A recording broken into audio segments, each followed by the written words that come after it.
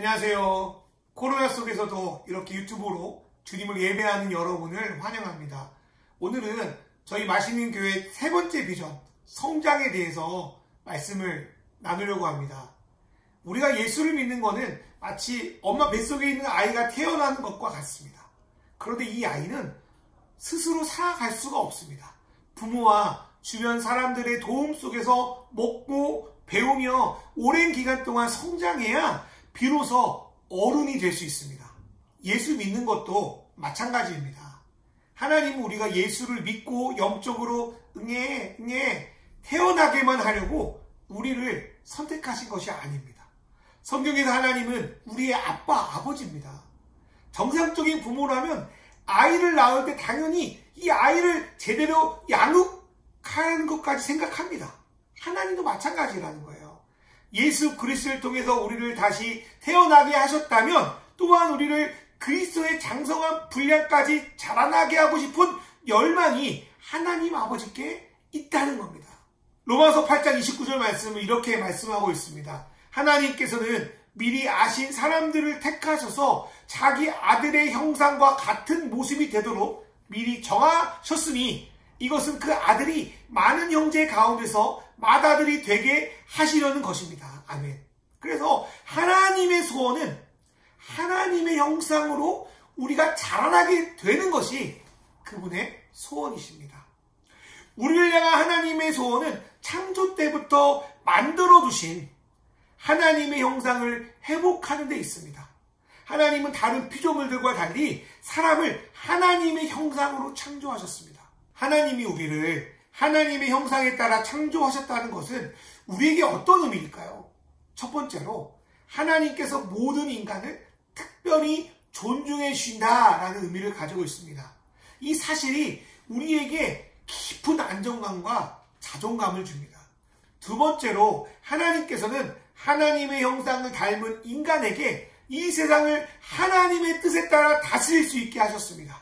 이를 통해 인간은 자신의 소명과 가치를 부여받게 됩니다. 세 번째로 하나님은 자신의 형상을 닮은 우리와 인격적으로 소통하시길 원하십니다.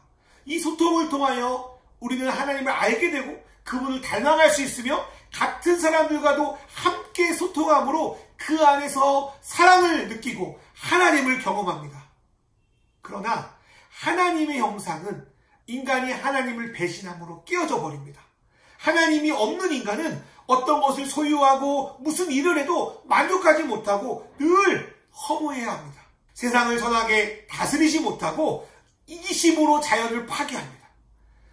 하나님과의 관계를 제대로 누리지 못하기에 다른 사람과의 관계뿐 아니라 자기 자신과의 관계도 깨어져 있습니다. 이런 상황에서 하나님 형상으로 자라는 것은 꿈도 꿀 수 없습니다. 그러나 우리 주 예수 그리스도를 통한 놀라운 은혜로 우리는 이제 다시 하나님의 형상을 죽고 나서 뿐만 아니라 예수 그리스도를 믿고 살아가는 지금부터 회복할 수 있게 되었다는 겁니다. 성경은 다른 것이 복이 아니라 이것이 그리스도인이 누리는 진정한 축복이라고 말씀하고 있습니다. 그런데 우리 주변에 많은 그리스도인들을 보니까 예수를 믿어도 잘 성장하지 않는 모습을 흔히 찾아볼 수 있습니다. 말씀대로 그리스도인들이 예수를 닮아간다면 우리는 세상의 상식 이상의 삶을 사는 게 맞습니다. 그러나 예수를 믿는다 하면서도 상식 이하의 모습을 보여주는 사람도 많고 세상에 도움은 되지 못할 망정 어쩌면 큰 피해를 주는 사람들도 많습니다. 많은 분들이 예수를 믿고 성장하고 싶어 합니다. 그래서 나름 애도 많이 씁니다. 하지만 매번 실패하고 똑같은 문제에 계속 넘어지다 보니까 아예 성장 자체를 포기해버리는 분들도 있습니다. 그래서 심하면 교회를 떠나기도 합니다. 그렇다면 왜 예수를 믿는다고 하는데 우리는 제대로 성장하지 못할까요? 제가 볼 때는 세 가지 이유가 있는 것 같습니다. 첫 번째로 거듭남이 불분명할 때 성장하지 못합니다. 앞에서도 말씀드렸지만 예수를 믿는 것은 하나님의 영으로 새롭게 태어나는 겁니다. 예수님은 이런 일을 가리켜서 거듭남이라고 말씀하셨습니다. 위의 말씀처럼 거듭나지 않는 사람은 예수님이 주시고자 하는 하나님 나라를 보지 못하고 당연히 하나님 나라 백성으로도 성장할 수 없습니다. 그런데 의외로 많은 이들이 예수 믿는다는 것이 무엇인지 정확히 알지 못하고 예수 그리스도를 진실로 주인으로 영접하는 것도 제대로 확신하지 못합니다. 제가 오랫동안 청년 사역을 하면서 많은 청년들과 복음에 대한 양육을 많이 했습니다. 교회만 간신히 출석하는 친구들은 그래도 좀 이해할 수 있었는데요. 교회 활동을 열심히 하는 임원들, 리더 중에서도 복음을 제대로 모르고 확신하지 못하는 것들을 보게 되면서 내가 사역 잘못했나 하고 충격을 받게 되었습니다. 이런 문제는 비단 청년들의 문제뿐 아니라 교회에서 직분을 받고 봉사하시는 성인들의 문제이기도 합니다.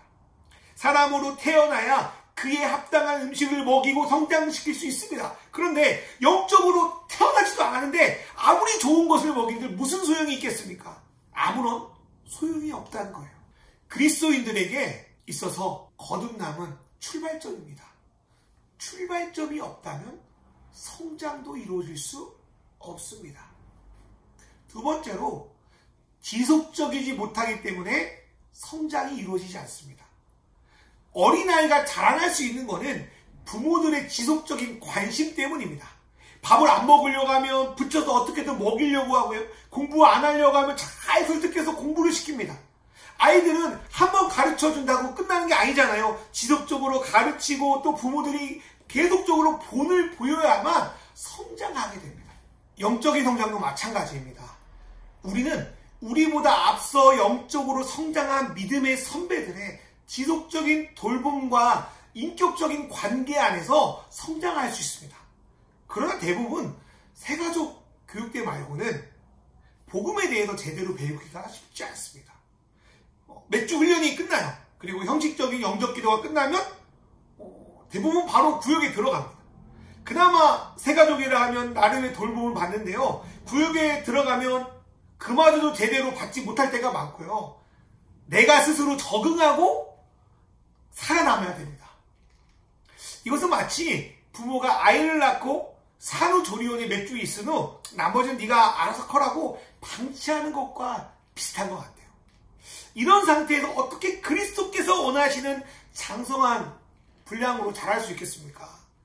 물론 부모님의 돌봄 없이 스스로 성장하는 분들이 교회 안에 간혹 있습니다. 그러나 많은 성도들이 자신을 돌볼 믿음의 선배들이 없기 때문에 예수를 믿었다고 하지만 성장을 제대로 하지 못하고 정체되고 퇴보하다가 명목상의 그리스도인들로 머물거나 아예 교회를 떠나버리기도 합니다.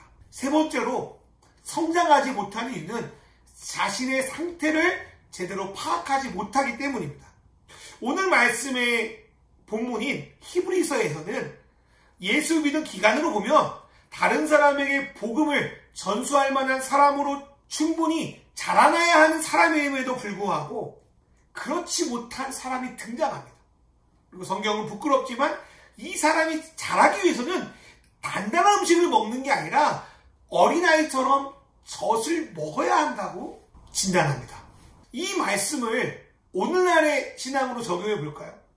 자신이 교회 다닌 지 오래되고 영향력이 많다고 해서 영적 나이가 많은 것도 아니고 성숙한 것도 아닙니다. 그런데 자신의 신앙 수준이 어떤지를 정확히 판단하지 못한 채 교회 다녔다고, 봉사 열심히 했다고, 내가 신앙생활 잘하고 있다고 생각하는 분들이 의외로 많습니다.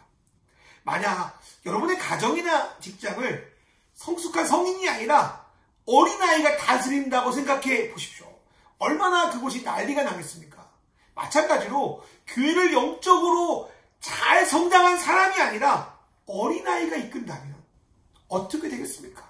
하나님의 형상으로 잘 성장하여 하나님의 비전을 이루는 교회 공동체가 아니라 아이들만 있으니까 우쭈쭈 이런만 하는 타가수와 같은 교회가 되지 않겠습니까? 어떻게 해야 그리스도인들이 제대로 성장할 수 있을까요? 저희 맛있는 교회는 앞에서 말씀드린 세 가지 문제 인식을 토대로 선명한 가르침과 신앙의 단계에 맞는 적절한 처방을 인격적인 관계 안에서 이뤄가는 복음 전수와 성장을 꿈꾸고 있습니다.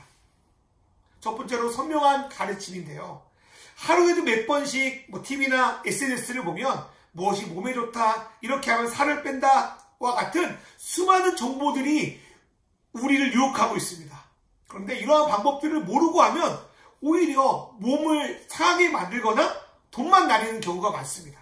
유튜브 영상 한두 개 보는 것만으로는 이게 정확히 어떤 식습관으로 바꾸라는 것인지를 제대로 파악할 수가 없습니다.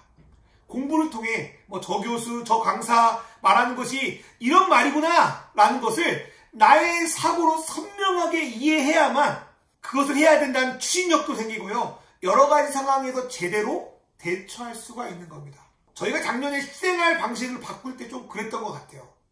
탄수화물을 줄이고 지방을 많이 먹으라 이 말을 들었을 때 영양사 출신인 저희 아내가 처음에는 이 방식을 이해하지 못하더라고요. 또 저 같은 경우는 무조건 고기만 많이 먹으면 돼, 이 말이 마치 복음처럼 들렸습니다. 너무 좋더라고요. 그런데 공부해 보니까 무조건 고기만 먹으면 안 되는 거더라고요. 이러한 저러한 여러 가지 이론들이 있고 단순히 고기만 먹어도 되는 것이 아니라 좋은 지방과 채소 안에 있는 순수한 탄수화물을 먹어야 된다는 것을 배우게 되었어요.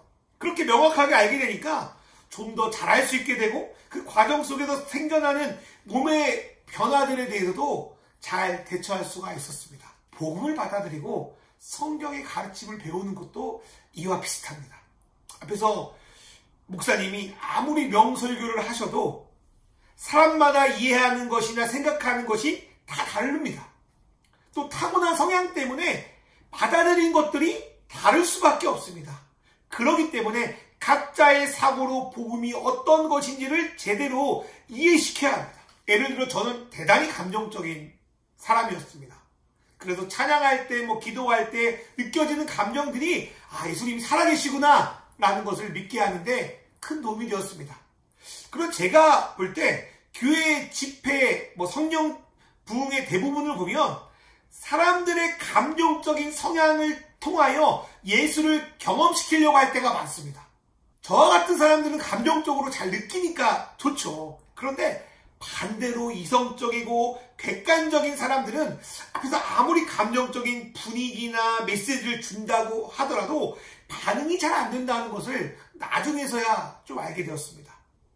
오히려 이런 사람들은 진리가 이런 겁니다라고 명확하게 알려주고 궁금한 질문들을 해결을 시켜주면 복음을 잘 받아들인다는 것을 깨닫게 되었습니다.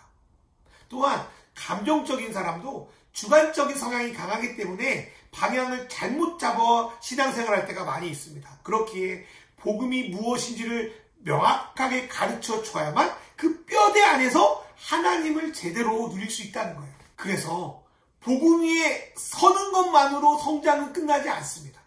복음을 받아들이고 예수를 주인으로 모셨는데 어떻게 살아가야 될지를 모를 때가 너무 많아요. 많은 분들이 예배 잘 나오고 기도 많이 하면 돼. 그 정도로 영접 이후 신앙생활을 설명합니다. 헌금도 이야기하고요. 그런데 예수님은 복음을 받아들인 사람들이 이후에 어떻게 살아가야 할지에 대해서 가르치셨습니다. 그게 바로 하나님 나라입니다. 우리는 하나님 나라에 대한 말씀을 통하여 하나님과의 관계에서 어떻게 말씀을 묵상해야 되는지, 어떻게 예배와 기도를 드려야 하는지를 배웁니다. 나 자신과의 관계에서 나를 어떻게 인격적으로 받아들여야 하는지를 배우고요. 내 주변 사람들과 관계에서 어떻게 사랑으로 용서해야 될지를 배웁니다. 또한 가정과 직장 등 내 삶의 각 영역에서 예수님의 다스림을 받는 것이 무엇인지, 그리고 그 과정에서 내 삶이 어떻게 변화돼야 하는지를 선명하게 배워갑니다. 저희 맛있는 교회는 복음과 하나님 나라를 선명하게 전하기 위해서 배우고 연구하고 잘 전달하는 일을 멈추지 않겠습니다. 두 번째로 인격적으로 지속적인 관계를 통하여 성장할 수 있습니다. 다이어트나 운동을 해보신 분들은 아시겠지만 시작하는 것보다 그 방식을 계속적으로 유지하는 게 더 어렵다는 것을 알 겁니다. 저도 그런 경험이 많거든요. 그럴 때 힘이 되는 거는 나와 같은 처지에서 나와 같은 방법으로 음식을 조절하거나 운동하는 사람들이에요. 그런 사람들이 있을 때 더욱더 힘을 내어서 그 방법을 잘 유지해 나갈 수 있습니다. 그래서 SNS에 공통 관심사가 있는 분들끼리 교제가 활발하게 이루어질 겁니다. 그런데 더 큰 힘이 되는 거는 나와 같은 방법을 하고 있는 분이 내 주변에 있는 거예요. 저희가 작년에 키토 식사법을 하게 된 이유가 저희 처형이 먼저 그 방법을 시작했기 때문입니다. 저희 아내도 언니가 한다니까 더욱 신뢰를 가지고 지식도 배우고 음식 재료도 같이 공유해가며 좀 더 수월하게 할 수 있었던 것 같아요. 영적인 성장도 이와 같습니다. 하나님 나라 복음에 대해서 명확하게 아는 것이 성장에 있어서 매우 중요해요.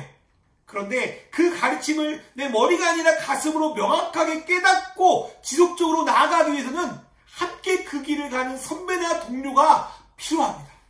이분들 통하여 격려도 조언도 받고요.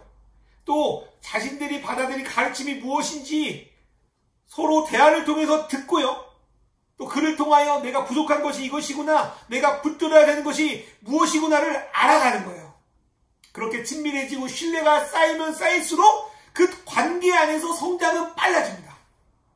그래서 저희 맛있는 교회는 양육을 1대1로 하는 것을 원칙으로 하고 있어요. 감사하게도 코로나 상황 가운데 줌이라는 화상 프로그램을 통하여 연결된 몇 분을 양육하고 있습니다. 한 번 할 때마다 2시간 반 이상을 매주 한 번씩 교제하고 있는데요. 때론 직접 만나는 것보다 줌으로 하니까 서로에게 집중도 잘 되고 또 깊게 나눌 수 있는 것 같습니다.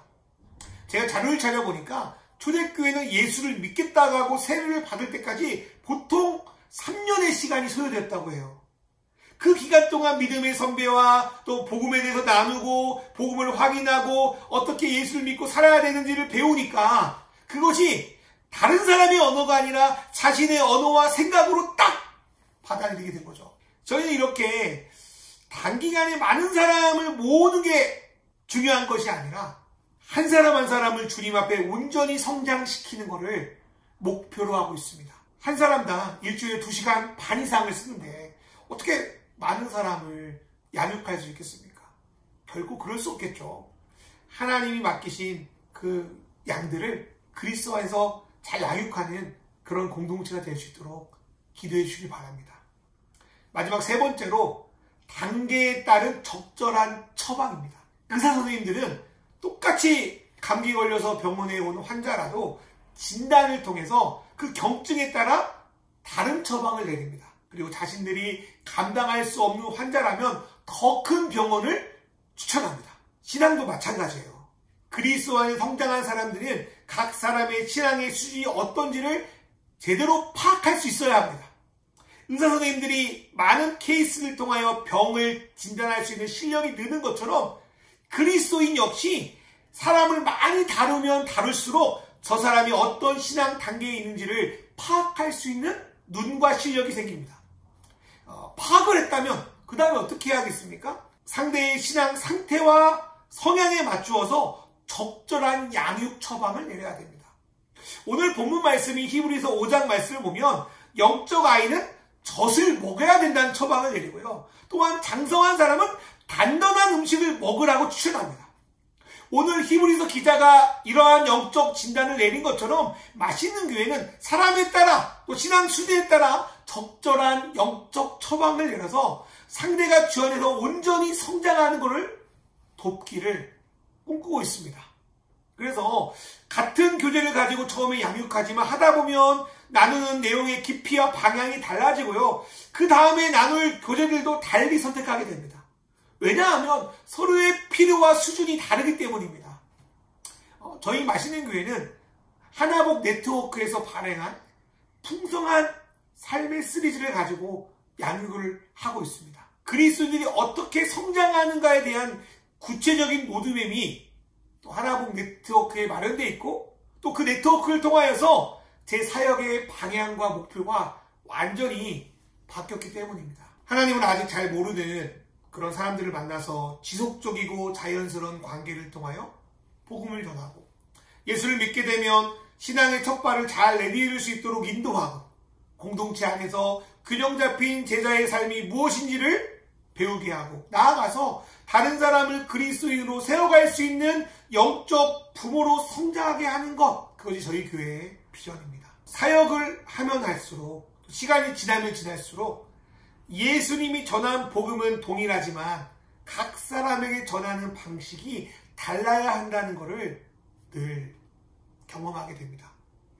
예전에는 나라 지역마다 달랐지만 이제는 계층을 넘어서 각 개인, 각 사람마다 달라야 합니다. 그러기 위해서 많은 사람을 품고 좋은 영향력을 발휘하는 그런 교회들도 필요하지만 저처럼 집중적인 양육이 필요한 사람들을 잘 양육하는 교회도 필요하다고 믿습니다. 그래서 우리의 소원은 하나님뿐만 아니라 사람을 더 잘 배우고 알아가는 겁니다. 이례적이고 피상적으로 성도를 대하는 것이 아니라 지속적이고 인격적인 관계 속에서 양육하기를 원합니다. 그리고 저희 부부가 사람을 만나며 그 사람의 영적 상태를 잘 파악해서 그 사람이 맞는 영적 음식을 잘 낼 수 있는 그런 예수 맛집이 되기를 간절히 원합니다.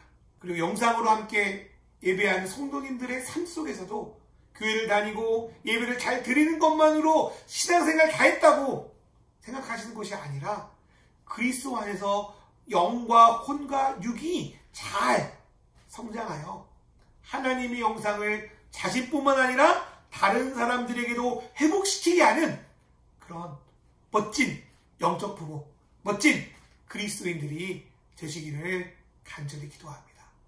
이 시간 기도하겠습니다.